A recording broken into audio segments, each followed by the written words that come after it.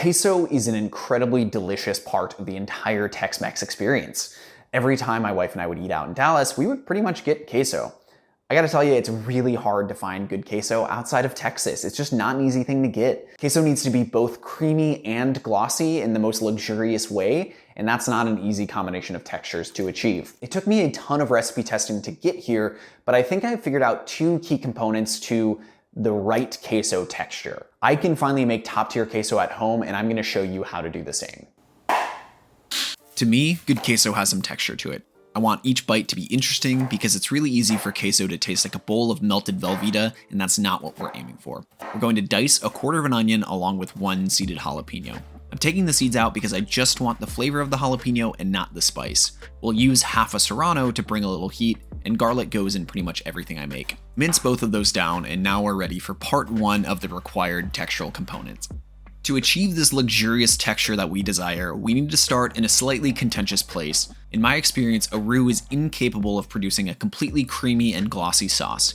Even in its most perfect form, a roux still has a slight tinge of graininess that's easy to overlook in most cases. However, when a dish is itself all about creamy, glossy goodness, the texture has to be perfect. And for that reason, I don't use a roux for this, and you shouldn't either. You should be using the one and only American cheese. American cheese has sodium citrate, an emulsifying salt that is basically magic. Just promise me you won't use Kraft singles, get some nicer stuff, or go to the deli counter. We'll need 65 grams of American and 75 grams of Monterey Jack cheese for this. However, the issue with American cheese-based sauces is that they can form a skin and can taste way too similar to a mac and cheese. We'll solve for both of these issues with any kind of verde salsa, our second key textural component. The brand doesn't matter too much as we don't need much flavor from this. The type I use doesn't even taste that great on its own.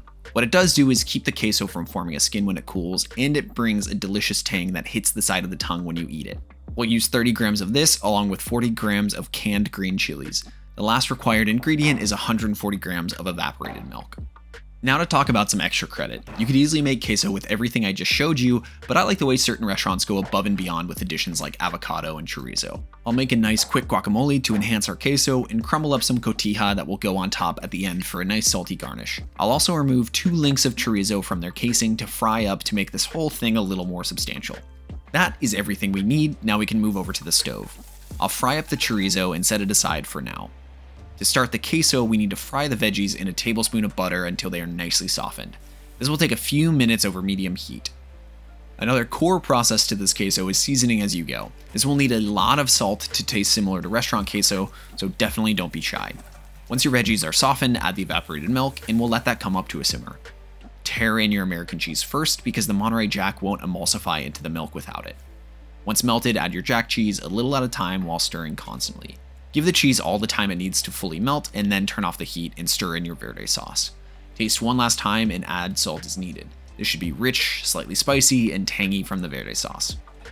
Now to serve this, I like to layer the guac on the bottom of the bowl and pour the queso directly on top of that. Now we can scoop on the chorizo that we fried earlier and top that with the crumpled cotija. For prettiness, I'll put on a few parsley leaves and we'll call that good to go. Now this is some truly hard-hitting queso. It's got the creamy glossiness required without leaning into the Velveeta Rotel territory. It has a nice warmth from the serranos and green chilies without being too spicy for everyone to enjoy. This queso is Megan K approved, and I recommend making a double batch because this really goes quickly. Thank you so much for watching. I truly appreciate you being here. Next week, I'm tackling breakfast tacos, so subscribe for that if you're interested. If you love what I'm doing, consider supporting me on Patreon like these amazing people do. Now, what are you still doing here? You got some queso to make. Cheers. I don't know what to give you.